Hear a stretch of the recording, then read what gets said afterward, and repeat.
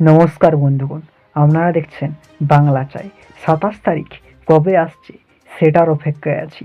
আজ হচ্ছে 24 তারিখ। 27 তারিখে ছাত্র সমাজ কিভাবে আন্দোলনটাকে এগিয়ে নিয়ে যাবে সেটা দেখার জন্যে প্রস্তুত আছি।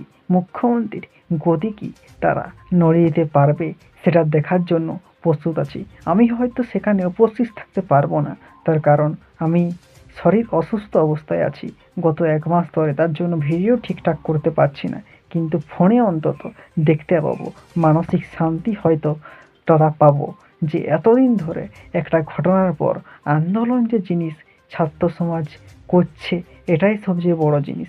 পশ্চিমবঙ্গে ছাত্র সমাজ যেমন ঘুমিয়ে গিয়েছিল কিছুটা, এখন হয়তো মানুষ কিছুটা জেগে উঠেছে। দেখা যাক এই লক্ষ্মী ভাণ্ডার, এই লোভের জিনিস থেকে বেরিয়ে মানুষ কিভাবে এর প্রতিবাদ করে এবং এর ফলাফল কি আমরা দেখতে পাই 26-এর ভোটে। তবে ছাত্ররা যদি আন্দোলনটা সঠিকভাবে করতে পারে, কিন্তু পুলিশ তো করতে দেবে না, সেটা আমাদের ভালো করে জানা আছে। ছাত্রদের জন্য রেডি থাকতে জল কামানো আরও কত কিছু রেডি করবে তার কোনো ঠিক নেই। তার সেই আন্দোলনকে, ছাত্র আন্দোলনকে আটকাবার জন্য প্রথমে সুপ্রিম কোর্টে গেল, সেখান থেকে কিছু পেল না।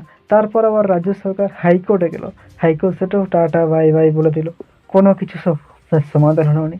কিন্তু 27 তারিখ আন্দোলনটা ছাত্র সমাজের হচ্ছে, কিন্তু নবান্ন আন্দোলনের কাছকে কি যেতে পারবে আন্দোলনকারীরা? এটাই হচ্ছে সবচেয়ে বড় প্রশ্ন।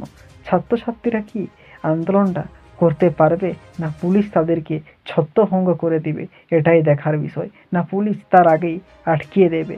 কিন্তু যত শুনতে পাচ্ছি নানা জেলা থেকে পুলিশ নিয়ে আসা হচ্ছে এই আন্দোলনকে রোধ করার জন্য। কিন্তু জনগণ যদি একত্রিত হয় তাহলে হয়তো পুলিশ ধুয়ে উড়ে যাবে। কিন্তু জনগণ কত পরিমাণে আসে এবং ছাত্র সমাজ কত পরিমাণে বেরোয় সেই নবান্ন অভিযানের দিন 27 তারিখ, সেটাই এখন আমি শুয়ে শুয়ে ভাবছি।